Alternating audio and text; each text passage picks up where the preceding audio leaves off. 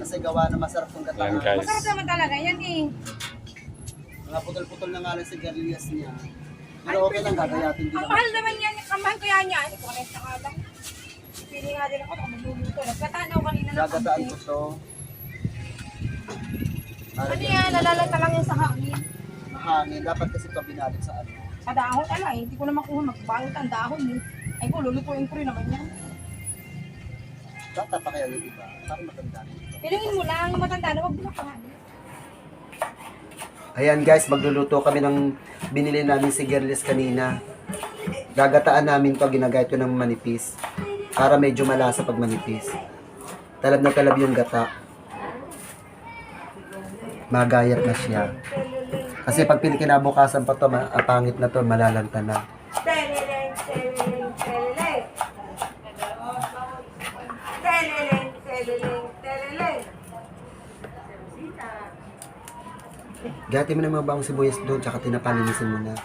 Yan guys, yung sigarilyas, ginagayat na po ni Che. Ayan.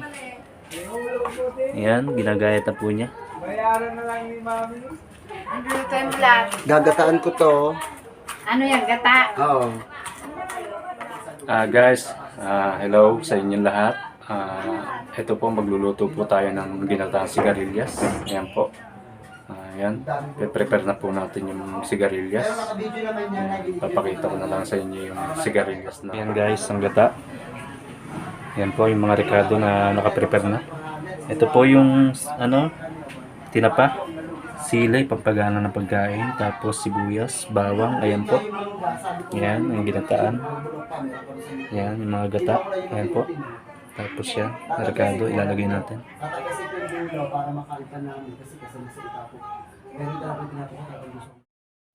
Yan naman guys yung sigarilyas. Ayan po, ang lulutuin natin. Ginataan sigarilyas guys. Ayan, masarap yan guys. So yun, ngayon magluluto tayo ng ginataan sigarilyas. Nandiyan na yung mga rekado, nandiyan na yung gata, bawang, sibuyas, sili, at saka itong tinapa.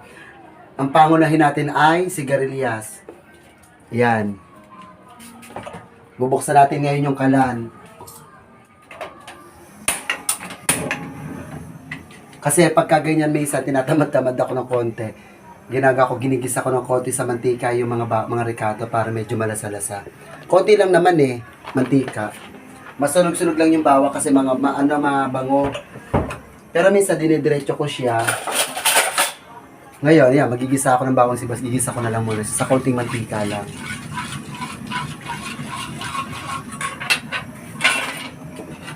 Wala naman yun. Yan. Painitin mo ito ng konti ang mantika.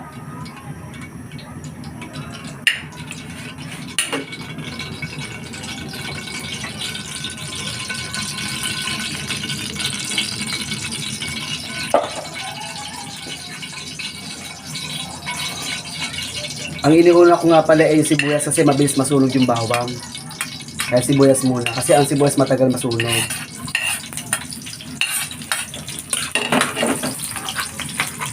Yan, ginigisa ko yung bawang. Ay, sibuyas.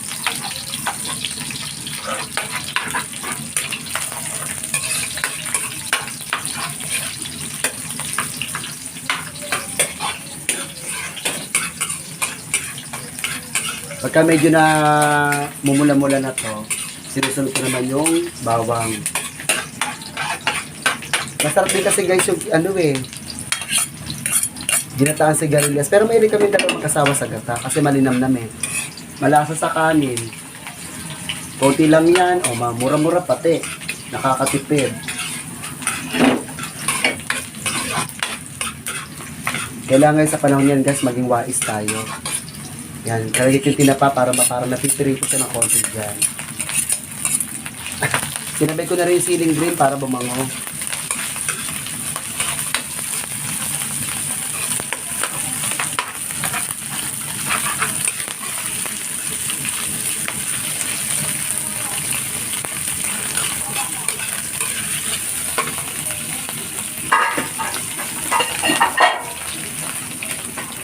Doon sa ibang nagluluto, kanya-kanya kasi ang diskarte sa pagluluto ito yung akin nakasanayan kasi mabilis ang nagluluto.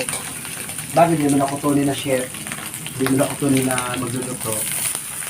Hindi ako expert. Yan, lagyan na natin yung sigarilyas.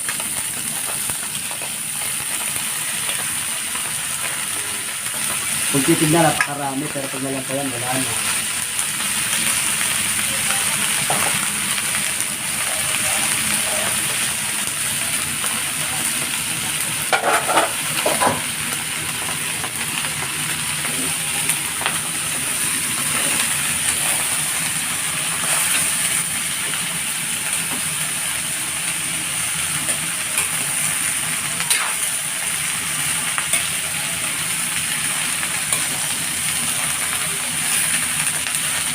Haluin natin mabuti para mag-balance yung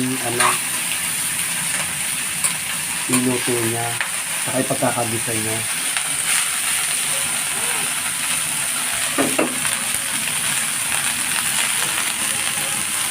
Lagyan natin ng patis, konti lang, pampalasa.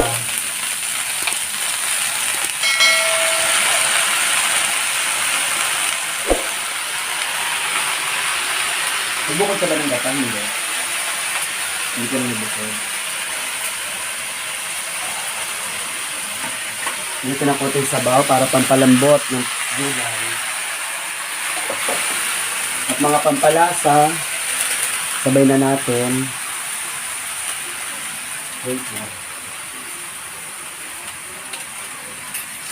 Hanggang na magic sarap. Baka naman, magic.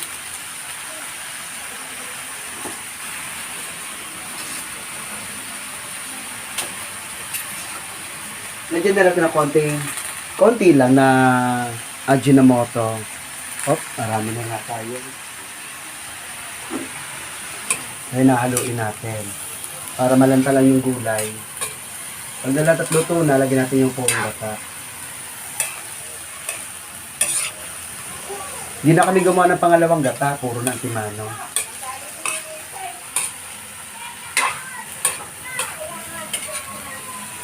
Hindi ako nilagyan ng asin dyan kasi maaltang tinapa tsaka yung patis.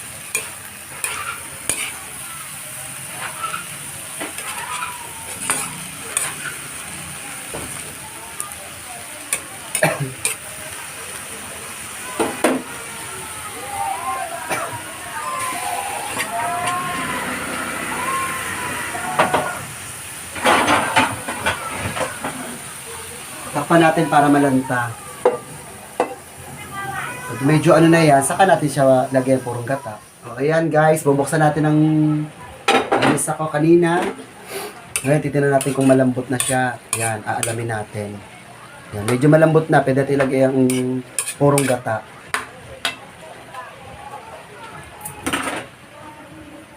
Ito yung purong gata guys, ayan, lagyan na natin. Sayang yung sayang marami pang gata na nakakapit.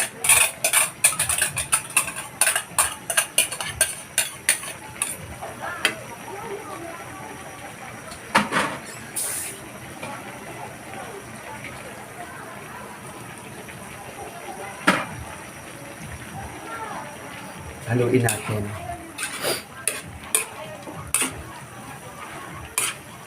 Diyan na maluluto ng gusto yung gulay sa gata.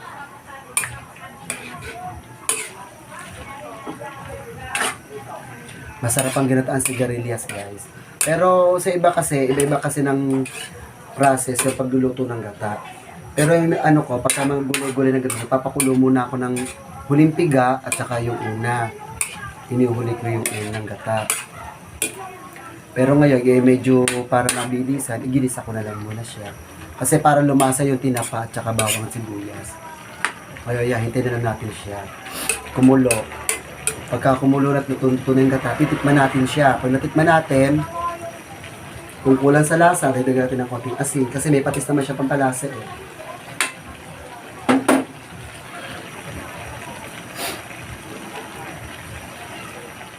O yan guys, kumukulo na siya, titikman ko. Teka ko akong kutsara.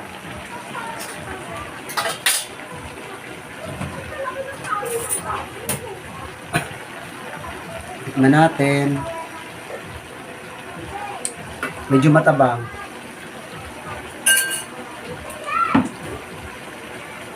konti na lang kasi nalagay natin siya. Ayan. Kung lumalab na yung sili, maanghang. Haluin natin. Lulutuin lang natin ng konti ang gata, kasabay na yung gulay niyan. Ang sarap na sigarilyas na ginataan. Mahilig kami dalawa mag-asawa sa gata kasi malasa sa kanin. Kahit eto lang buhay na kami.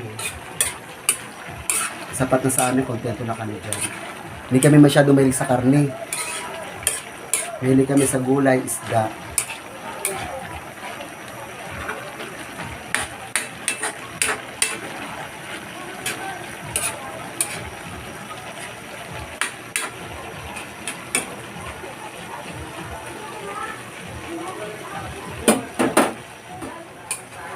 Okay, yan. Luto na ang ating ginataang sigarilyas.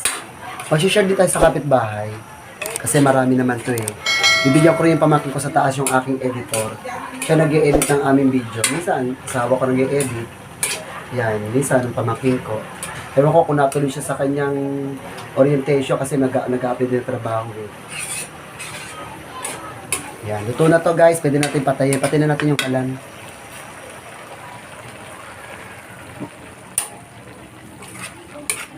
Intro. Next akin. So yun guys, luto na ating ginataang sigarilyas na may tinapa. Siya naming ulam ngayong hapunan. Don't forget to subscribe, like, and share. Click nyo notification bell para update kayo sa aming susunod na video. Bye-bye!